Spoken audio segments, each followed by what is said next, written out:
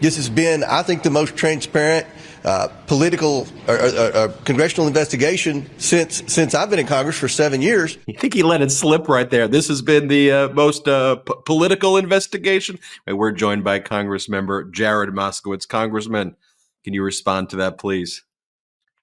Well, look, I was in the deposition room when, towards the end, Chairman Comer was confronted with the fact that on 3 separate occasions, both on social media and on television, he invited Hunter Biden to attend either a deposition or a public hearing, whatever he chooses, and said, we would drop anything. We will drop everything we're doing if he wants to come and testify. The deposition then ended. The chairman then left, and he was silent, said nothing the entire time. And that's the issue here. He invited Hunter Biden to testify publicly. I know he didn't think Hunter Biden would say yes, but Hunter Biden said yes. And now he's like, well, what about that basement dark room that we've done the previous depositions in that we've misled the American people on? How about you come to that instead? And he's like, no, let's do it in public. And the chairman's afraid of Hunter Biden. Chairman Comer is afraid of Hunter Biden. Let's talk about what even went down today at this deposition. Hunter Biden showed up on Capitol Hill. He said, I'm here. I'm ready to testify publicly.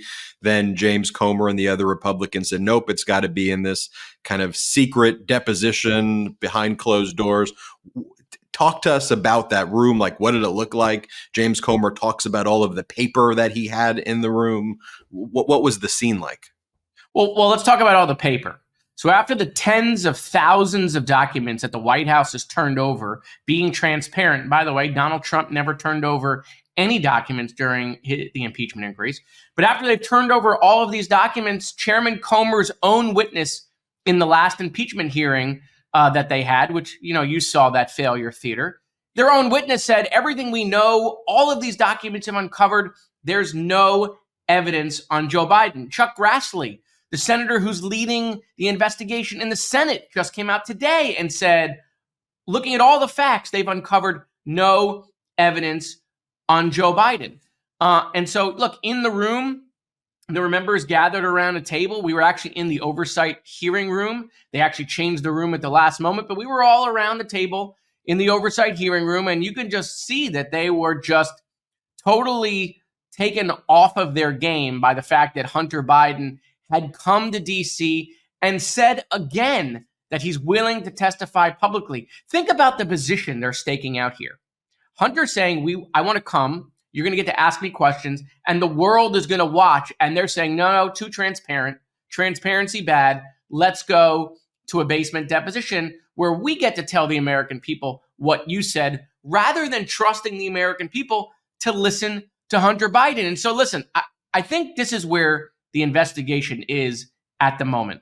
I think after half a dozen hearings, I think after the big impeachment hearing that was covered, that was a complete failure, I think after their own witness said that there's no evidence to impeach Joe Biden, I think after the almost 50,000 documents Chairman Comer has reviewed, I think Chairman Comer is about to present the breaking news, the smoking gun evidence that he has uncovered that actually Hunter Biden is Joe Biden's son. And that seems to be the only connection that's been drawn. By the way, I mean, I'm not sure if you saw the Hunter evidence turns out it's overwhelming. It is overwhelming evidence that Chairman Comer has uncovered that Joe Biden is the father to Hunter Biden. And I'm not sure if you saw the Hunter Biden press conference outside of the Capitol building. Hunter Biden was like, look, I suffered from drug addiction. The fact that MAGA Republicans want to turn the loving gestures of my father being there for me when I No, they're afraid of that guy. They were afraid of him. I mean, literally, Comer just runs away. Hunter's like, I'll come, Mr. Chairman. And he, by the way, the chairman can change the rules of the committee hearing. He could give himself as much time as he wants to ask Hunter unlimited questions for hours, like they did with Hillary Clinton, hours and hours and hours and hours. They could ask questions of Hunter Biden in front of the cameras, but Comer runs away. So they They tell you all these terrible things about Hunter. And look, Hunter's got himself into some trouble. He's been indicted and he's going to have to deal with that, right? He deserves a fair trial. But obviously, if he's found guilty, then he's going to have to deal with the consequences. But this is the guy that they break down every single solitary day. And then these Republicans who have this bravado, right? They run away from Hunter Biden. It is amazing. And it's such a great point, Congressman. Hunter Biden didn't say, I will testify publicly. However, the rules stipulate that it is 5 minutes per member of Congress. Hunter Biden gave no limitations. They could have turned this into 3 days. In fact, the MAGA Republicans could have picked their favorite lawyer out there who they think is the best cross-examiner, designated that person to help the cross-examination. They could have done any rule they wanted to do, right? They control the rules. They can say, okay, Hunter, you want to come testify publicly? We'll let you come testify publicly. And then at the beginning of the hearing, they could change all the rules. They could give themselves unlimited amount of time. They could keep him there for 10 hours or 3 days. They could trap him. They control the rules. They control the name of the game. And yet, even with all of that power, they're afraid of Hunter Biden sitting in front of the cameras because you've seen it. Chairman Comer's gone on Jake Tapper.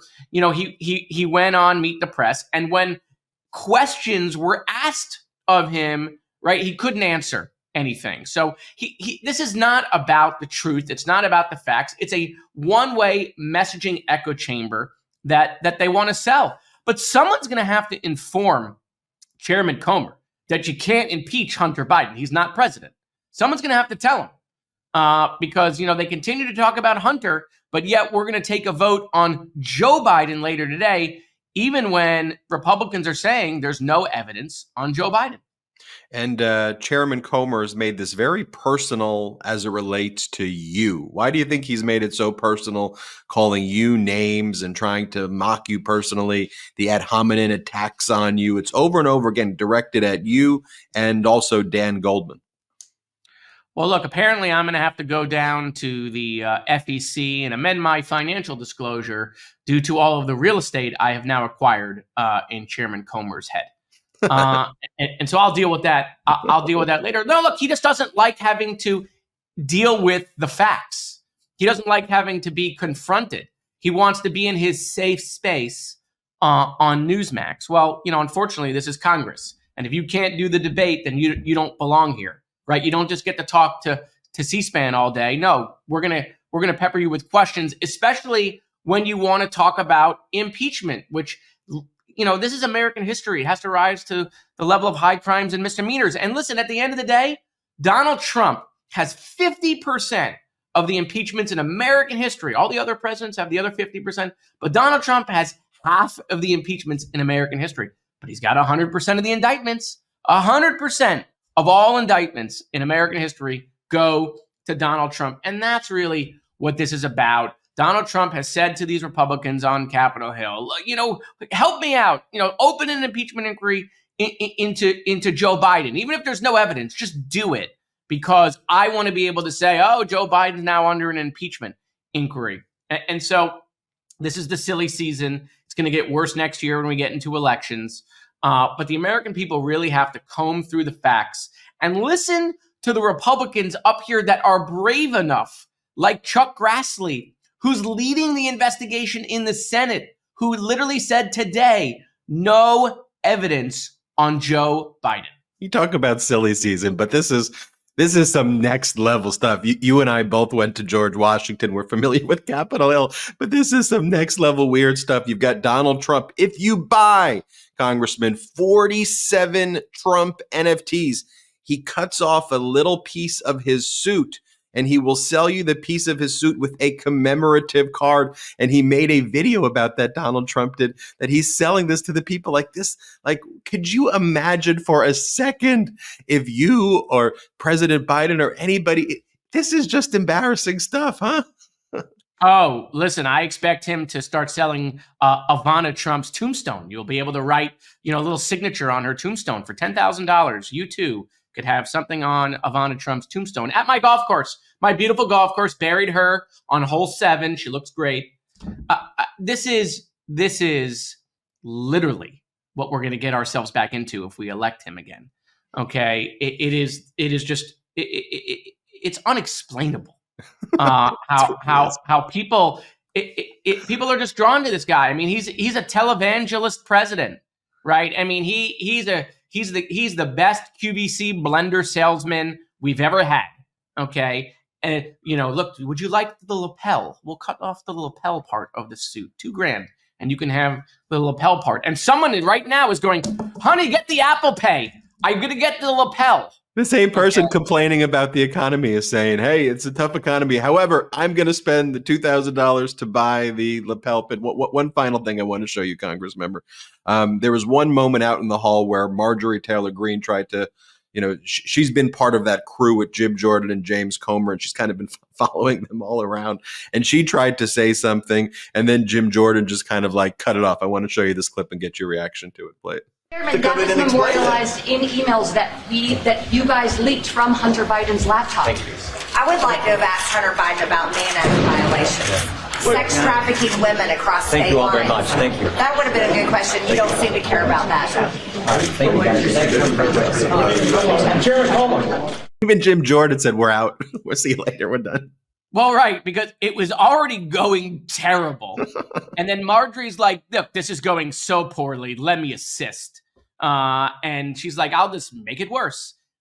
When Comer and Jordan walk away from you because you start to spewing nonsense, you've clearly lost the people. But by the way, Chairman Comer has no confidence in Marjorie Taylor Greene or any of his Republican colleagues, because Chairman Comer is denying those Republican colleagues the ability to ask Hunter Biden all those questions. Marjorie could get unlimited time, 10 minutes, 20 minutes, whatever. Chairman Comer wants to grant her. Again, they control the rules, but he's got no faith in his own people, because you saw what that last impeachment hearing looked like when their own witness said there's no evidence, and it was just complete and utter failure theater. And so, listen, I get it that they don't like Joe Biden. I get it, right? But as the new speaker said, who compares himself to Moses, someone, this Johnson goes around saying he's the new Moses. Well, he prayed.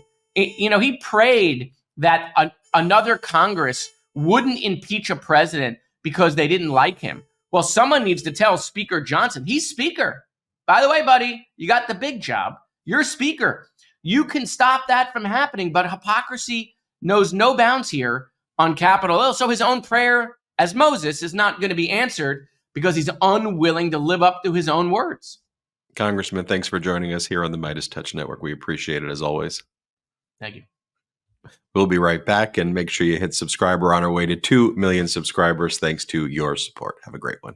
Thanks so much for watching. We're only a few subscribers short of 2 million subs. Please subscribe right now to the MeidasTouch YouTube channel for free and help us grow this unapologetically pro-democracy network.